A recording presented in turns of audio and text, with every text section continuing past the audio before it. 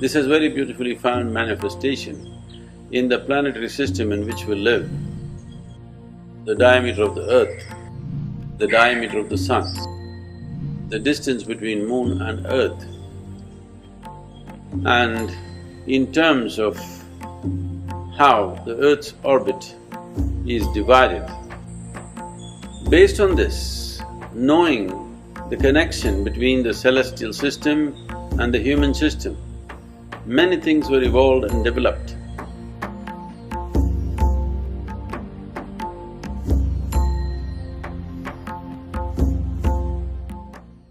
So a journalist was interviewing me and he asked me, Sadguru, in India, so many people in the ancient past have worked for human consciousness.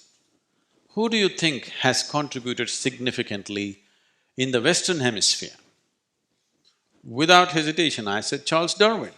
So he said, how is Charles Darwin? He's a biologist.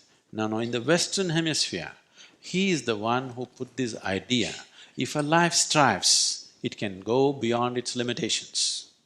These limitations are not God-given. These limitations are not absolute. If one is willing to strive, he can go beyond these limitations. Even, a pig can become an elephant, a goat can become a giraffe, not a small change, isn't it? I will not talk about the monkeys, okay? So this possibility that if a human being strives, he can go beyond his limitations. Then, this is close to 15,000 years ago, they asked this question, does it mean to say we can change our physicality, that we can evolve? So Adiyogi said, your physical evolution is complete, and he gave mathematical references as to why it is so. So when they asked, can our bodies evolve? He referred to their bodies and he said, there are 114 junction points of energy in the system, which in yogic systems we are referring to as chakras. There are 114 chakras. Out of this, 2 are outside the body, 112 in the body. Out of this 112, there are 4 about which you can do nothing. They will blossom if everything else is activated. There are 108 that you can work with. So because of this, you will see traditionally, if you wear beads, it's 108. If you chant a mantra, it's 108. If you go around an energy space, 108. This is because there are 108 things that one needs to do if he wants to have a complete mastery over the human mechanism itself. This has very beautifully found manifestation in the planetary system in which we live. 108 times the diameter of the earth is the diameter of the sun. The diameter of the sun 108 times is the distance between the sun and the earth. Diameter of the moon into 108 times is the distance between moon and earth. And in terms of how the earth's orbit is divided,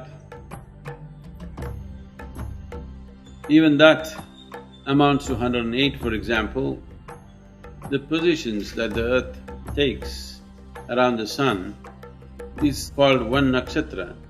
There are 27 nakshatras. Nakshatra is not a star, it is a measuring unit here.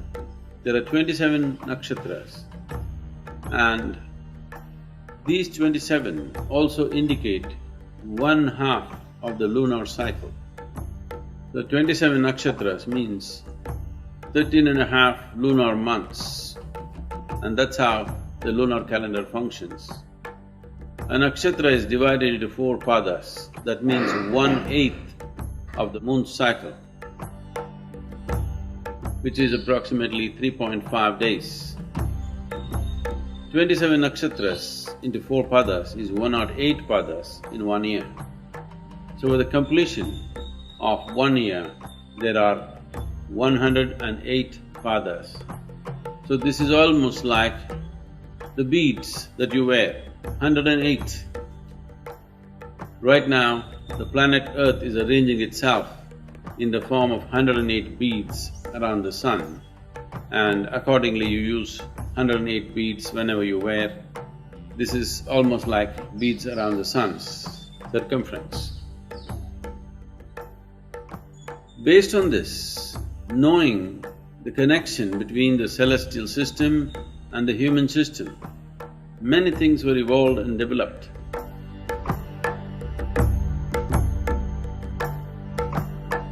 It's very uncanny that now in the last 6 years, the neuroscientists in the world are saying the same things. This has been a search, can we evolve human brain beyond its present limitations? So, neuroscientists today are saying that you cannot evolve the human brain any further, not because of neurological principles, but because of physical laws on the planet. The only way you can evolve this is increase the size of the neurons, that is one way, or increase the number of neurons, that's another way. If you increase the number of neurons in your brain, the clarity will go away. A lot of children are born like this. They're brilliant, but they can't figure anything because there's no clarity. As they grow up, some amount of brain killing will happen naturally, and then they become stable. If they don't, they'll always be scattered. Another way is to increase the size of the neuron. If you increase the size of the neuron, the volume of energy that an individual neuron consumes will be so high. Even now, if you are in a restful position right now, 20% of your energies are being consumed by your brain right now. It's a very high energy consuming part of your body. This much of body consumes 80%. This much of brain I'm sorry, don't be insulted by the size, okay, this much of brain is consuming 20% of the energy. If you increase the size of the neuron, it will consume 30 to 40%. That means it'll become unsustainable. So today, neuroscientists are saying physical laws on the planet will not allow further growth of human brain. We can only learn to use it better, but we cannot grow a bigger brain. This Adiyogi said 15,000 years ago. He said, your physical evolution is complete because the solar system will not allow. Unless some dramatic changes happen in the solar system, you cannot physically evolve, but there are other ways to evolve. And he taught the methods as to how a human being can evolve beyond his limitations, and it need not be a physical evolution. It does not mean you lost your tail and you have to grow horns. It means that there are other ways to evolve which need not be physical.